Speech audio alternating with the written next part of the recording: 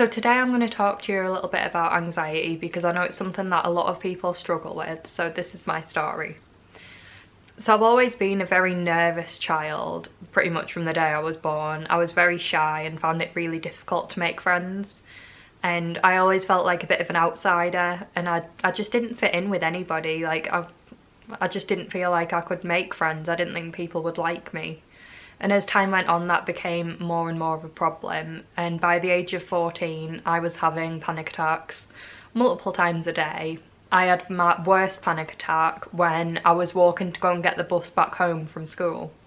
So the whole school was all coming out to go and get on their buses, and I started having a panic attack which caused me to pass out, and that is the first and only time that a panic attack has made me faint. But that happened and it was pretty horrendous because everybody saw what happened, and yeah, that kind of scared me. And from there it just got worse and worse to the point where I couldn't even go to lessons anymore, and I was spending all my time in the student support block because I was too anxious to go to lessons, because I knew if I was in a classroom I would have a panic attack and I couldn't cope with it. Panic attacks are really, really awful, and you can't breathe, you can't think clearly.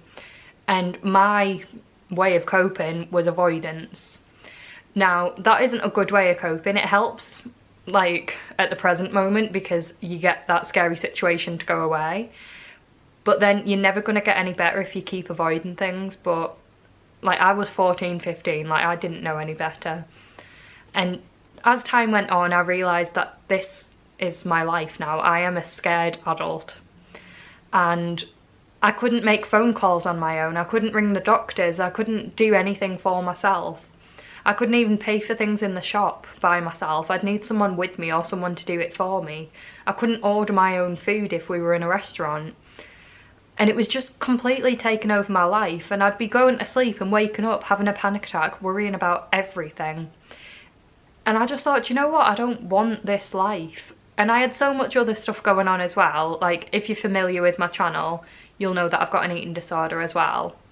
So I had all that to deal with as well as being anxious. And then the world went into a pandemic, which only heightened my anxiety more, because I'm suddenly thinking, oh my god, like, I just sneezed, is that corona? No, it's not. Sneezing isn't a symptom. But like, any time that I'd feel slightly unwell, I would be worrying that I'd got it. And I think a lot of us were like that, because at the very beginning of this pandemic, we didn't really know much about coronavirus. So literally any ailment you had, you'd be like, oh my god, is this it? Am I gonna die now? And it was getting to the point where I just couldn't sleep at night because I was worrying about getting coronavirus. And I was knackered. I would have maybe 2 hours sleep a night, and my brain doesn't function without sleep. Well, nobody's brain functions without sleep. But I was a complete mess. And food shopping is a really big trigger for my eating disorder. I really hate food shopping. There's so much choice and I can't cope with making decisions. I'm the most indecisive person you can think of. And then when everyone was panic buying, I was very limited with what I could buy. And I was so used to having all this choice, even though it terrified me, at least I knew there was choice. Whereas now, well, not now, but then, there was literally nothing on the shelves and you just had to get what was there. I remember spending £6 on a bag of pasta because it was protein pasta and it was the only pasta there was. So yeah, that happened, and then the R number was going down and things were opening back up and people stopped panic buying and people stopped panicking. And my anxiety did get a little bit better.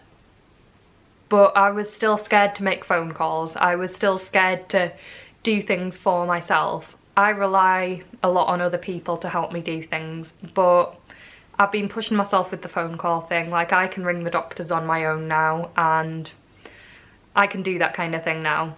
And on Saturday, I did my first ever Zoom call. And I know everyone's been doing Zoom at the minute, but I hadn't done it because it scared me. We actually did an event on Saturday night called Smashing the Stigma, which I did speak about in my last 2 videos. But yeah, I did that. That worked. It was brilliant. Loved it. And I'd love to do it again. Just because you have anxiety does not mean you can't get better. You just have to want to get better, and you've got to push yourself. if you don't push yourself and you keep avoiding things, it's going to get to the point where you'll never leave the house. And what sort of life is that when you can't leave the house? So life does get better, and you won't always be anxious forever. And looking back from where I was when I was 14 and I couldn't go an hour without a panic attack, I have come so far. There's still a lot of things that I need to work on, but I'm in the process of doing that. And I know things will be alright one day, and I'll be the person that I want to be and the person that I was meant to be all along. So I hope you enjoyed this video, and if you're still here, maybe subscribe, that'd be nice. And I will see you next time.